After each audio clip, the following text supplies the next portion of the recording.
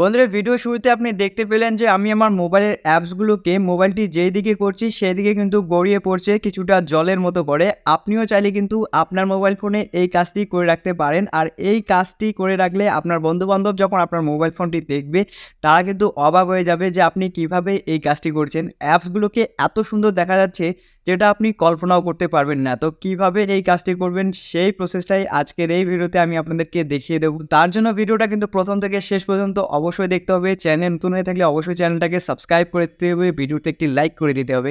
তো চলুন বেশি কথা না বলে আমি আমার মোবাইল স্ক্রিনে গিয়ে আপনাদেরকে দেখিয়ে দেই কিভাবে এই অ্যামেজিং কাজটি আপনারা আপনার মোবাইল ফোনে করবেন। চলুন মোবাইল স্ক্রিনে যাওয়া যাক। বন্ধুরা আমরা মোবাইল স্ক্রিনে চলে এসেছি। মোবাইল স্ক্রিনে এসে সবার প্রথমে আপনারা প্লে স্টোর অ্যাপসটিকে ওপেন করে নেবেন। ওপেন করার পর সার্চ বক্সে গিয়ে সার্চ করবেন রোলিং। তো রোলিং সার্চ করার পর আপনারা নিচের দিকে চলে যাবেন। নিচের দিকে গেলে এরকম একটি অ্যাপস আপনারা দেখতে পারবেন। অ্যাপসের লোগোটি দেখে নিন। জাস্ট এই অ্যাপসটিকে আপনারা এখান থেকে ইনস্টল করে নেবেন।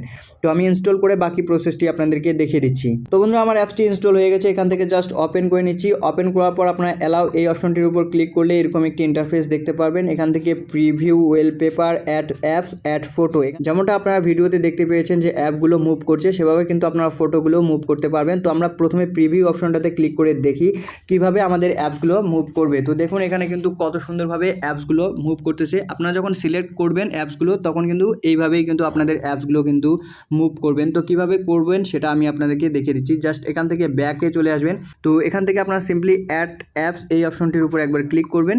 তো ক্লিক করার পর আপনারা এরকম একটি ইন্টারফেস পেয়ে যাবেন। অ্যাড অ্যাপস এই অপশনটির উপর ক্লিক করবেন। ক্লিক করলে এখান থেকে আপনারা জাস্ট অ্যাপসগুলোকে সিলেক্ট করে দিবেন।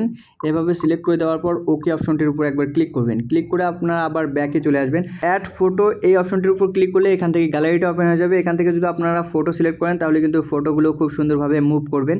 তো তারপর আপনারা সেটিং এই অপশনটির উপর ক্লিক করলে আপনারা দেখতে পারবেন যে আইকন সাইজ, আপনাদের অ্যাপসের আইকনগুলো কত বড় রাখতে চান সেগুলো কিন্তু এখান থেকে আপনারা সিলেক্ট করতে পারবেন।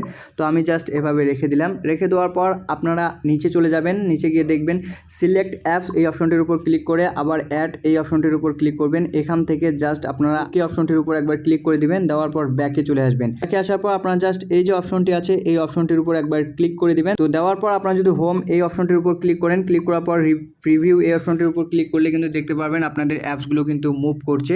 তো এটাই ছিল আজকের ভিডিওটি ভালো লাগলে অবশ্যই চ্যানেলটিকে সাবস্ক্রাইব করবেন, ভিডিওটিতে একটি লাইক করে দিবেন।